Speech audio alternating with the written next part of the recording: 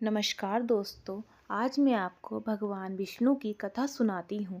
क्या आप जानते हैं कि भगवान विष्णु को ऐसा श्राप मिला था जिसके कारण उन्हें अपनी पत्नी से वियोग सहना पड़ा। कहानी शुरू होती है देवऋषि नारद से। एक बार नारद जी को अपनी तपस्या पर बहुत घमंड हो गया। तब भगवान विष्णु ने उनकी परीक्षा लेने के लिए एक लीला रची। उस हरिमाया ने रास्ते में 100 योजन 400 कोस का एक नगर रचा। उस नगर की भांति भांति की रचनाएं लक्ष्मी निवास भगवान विष्णु के नगर बैकुंठ से भी अधिक सुंदर थी। उस नगर में ऐसे सुंदर नर नारी बसते थे मानो बहुत से कामदेव और उसकी स्त्री रति ही मनुष्य शरीर धारण किए हुए हो। उस नगर में शीलनिधि नामक राजा रहता था, जिसके यहाँ असंख्य घोड़े, हाथी और सेना के समूह टुकड़ियां थी। उसका वैभव और विलास तो इंद्रियों के समान था। वह रूप, तेज, बल और नीति का घर था। उसके विश्व मोहिनी नाम की एक रूपवती कन्या थी, जिसके रूप को देखकर लक्ष्मी जी भी मोहित हो जाए। वह सब गुणों की खान भगवान की माया ही थी। उसकी शोभा का वर्णन कैसे किया जा सकता है। वह राजकुमारी स्वयंवर करना चाहती थी। इससे वहां अगणित राजा आए हुए थे। खिलवाड़ी मुनि नारद जी उस नगर में गए और नगर निवासियों से उन्होंने सब हाल पूछा। सब समाचार सुनकर वे राजा के महल में आए। राजा ने पूजा करके मुनि को आसन पर बैठाया। फिर राजा ने राजकुमारी को लाकर नारद जी को दिखलाया और पूछा कि हे नाथ, आप अपने हृदय में विचार कर इसके सब गुण दोष कहिए। उसके रूप को देखकर मुनि वैराग्य भूल गए और बड़ी देर तक उसकी ओर देखते ही रह गए। उसके लक्षण देखकर मुनि अपने आप को भी भूल गए और हृदय में हर्षित हुए, पर प्रकट रूप से उनके लक्षणों को नहीं कहा। लक्षणों को सोचकर वे मन में कहने लगे कि जो इसे बिहाएगा वह अमर हो जाएगा और रणभूमि में कोई उसे जीत ना सकेगा। यह शील निधि की कन्या जिसको वरेगी, सब चर अचर जीव उसकी सेवा करेंगे। सब लक्षणों को विचार कर मुनि ने अपने हृदय में रख लिया और राजा से कुछ अपनी ओर से बनाकर कह दिया। राजा से लड़की के सुलक्षण कहकर नारद जी चल दिए, पर उनके मन में यह चिंता थी कि मैं जाकर सोच विचार कर अब वही उपाय करूंगा जिससे यह कन्या मुझे ही वरे। इसे जब तब से कुछ हो नहीं सकता है। विधाता, मुझे यह कन्या किस तरह मिलेगी। इस समय तो बड़ी भारी शोभा और विशाल सुंदर रूप चाहिए, जिसे देखकर राजकुमारी मुझ पर रीझ जाए। तब जयमाला मेरे गले में डाल दे। एक काम करूं कि भगवान से सुंदरता मांगू, पर भाई उनके पास जाने में तो बहुत देर हो जाएगी। किंतु श्री हरि के समान मेरा हित भी कोई नहीं है, इसीलिए इस समय वे ही मेरे सहायक हो। उस समय नारद जी ने भगवान की बहुत प्रकार से विनती की। तब लीलामय कृपालु भगवान वहीं प्रकट हो गए। स्वामी को देखकर नारद जी के नेत्र शीतल हो गए और वे मन में ही बड़े ही हर्षित हुए कि अब तो काम बन ही जाएगा। नारद जी ने बहुत आर्द्रदीन होकर सब कथा कह सुनाई और प्रार्थना की कि कृपा कीजिए और कृपा करके मेरे सहायक बनिए। हे प्रभु, आप अपना रूप मुझको दीजिए। और किसी प्रकार में उस राजकन्या को नहीं पा सकता है नाथ। जिस तरह मेरा हित हो आप वही शीघ्र कीजिए। मैं आपका दास हूँ। अपनी माया का विशाल बल देख दीन दयालु भगवान मन ही मन हंसकर बोले, हे नारद जी सुनो, जिस प्रकार आपका परम हित होगा हम वही करेंगे, दूसरा कुछ नहीं। हमारा वचन असत्य नहीं होता। हे योगी मुनि सुनिए, रोग से व्याकुल रोगी कुपत्ते मांगे तो वेद उसे नहीं देता। इसी प्रकार मैंने भी तुम्हारा हित करने की ठान ली है। ऐसा कहकर भगवान अंतर ध्यान हो गए।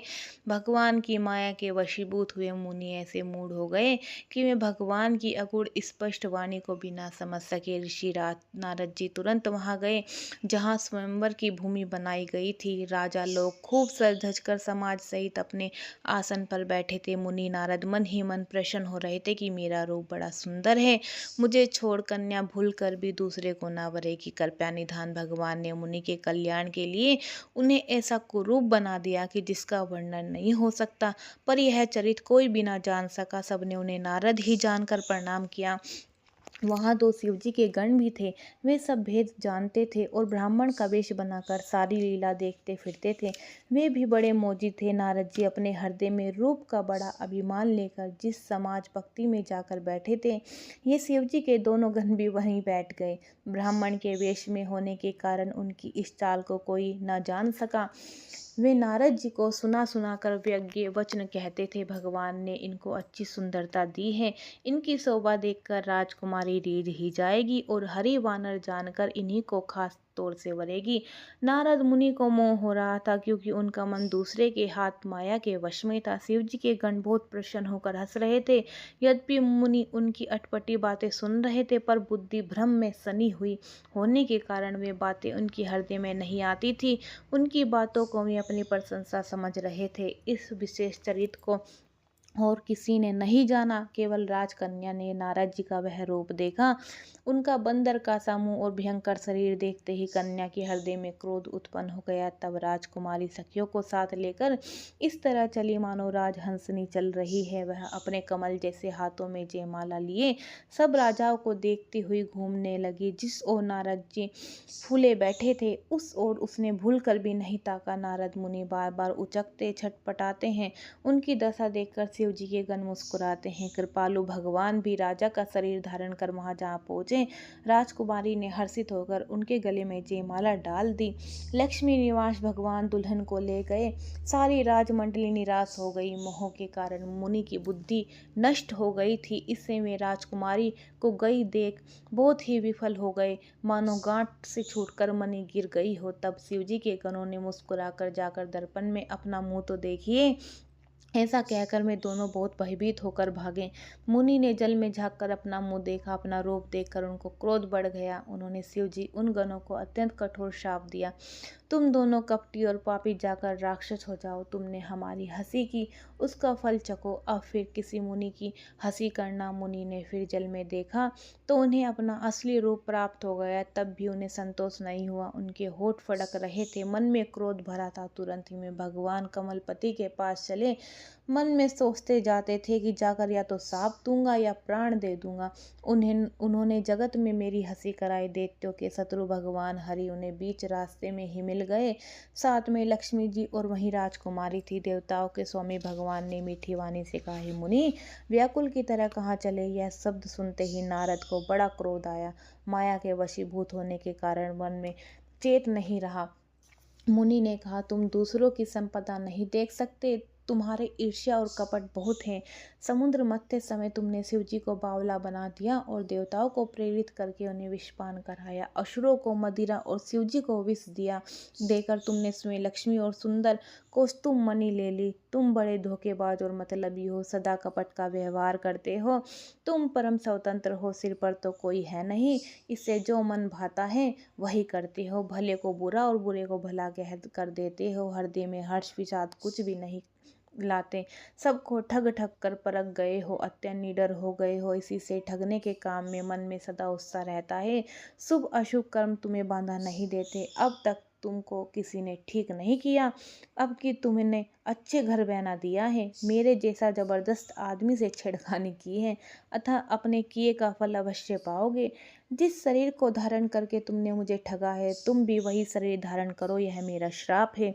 तुमने हमारा रूप बंदर का सा बना दिया, इससे बंदर ही तुम्हारी सहायता करेंगे। मैं जिस स्त्री को चाहता हूँ उससे मेरा वियोग कराकर तुमने मेरा बड़ा अहित किया है। इससे तुम भी स्त्री का वियोग सहोगे और स्त्री से दूर होंगे। सांप को सिर पर चढ़ाकर हृदय में हर्षित होते हुए प्रभु ने नारद जी से बहुत विनती की और कृपया निधान भगवान ने अपनी माया की प्रबलता खींच ली। जब भगवान ने अपनी माया को हटा दिया तब वहां ना लक्ष्मी रह गई और ना राजकुमारी ही। तब मुनि अत्यंत भयभीत होकर श्री हरि के चरण पकड़ लिए और कहा, हे शरणागत के दुखों को हरने वाले, मेरी रक्षा कीजिए प्रभु।